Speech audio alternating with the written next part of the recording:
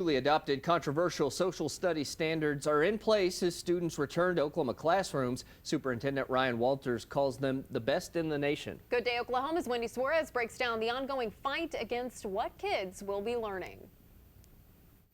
The new standards emphasize the influence of Christianity in the U.S. and include disputed claims about the 2020 election. Parents, teachers, and lawmakers warn they are inaccurate and designed to promote Christianity above all other faiths. I sat down with the state superintendent to dive into the controversy.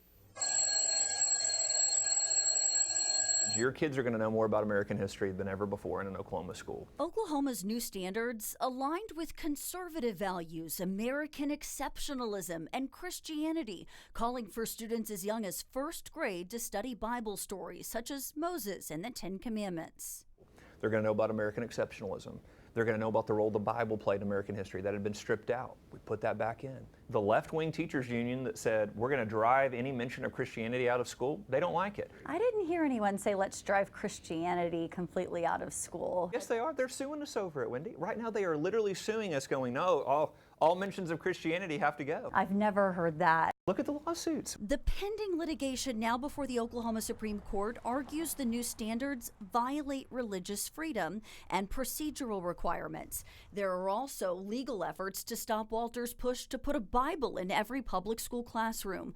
Walters framing it as an attack on Christianity. Well, they've sued every teacher that has a Bible verse on their wall, that has a cross in their classroom. So we've seen that attack on Christianity for decades, and we're pushing back on it. Cross on the wall, a Bible verse is fine.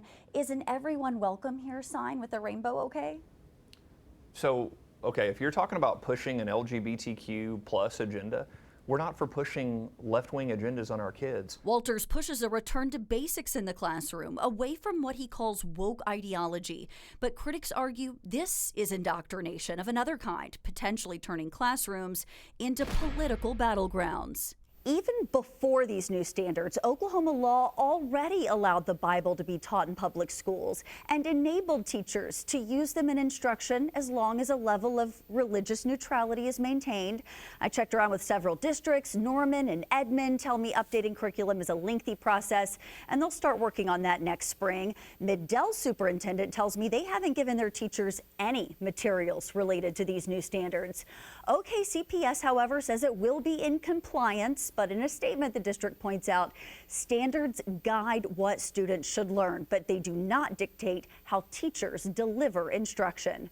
For Good Day Oklahoma, I'm Wendy Suares.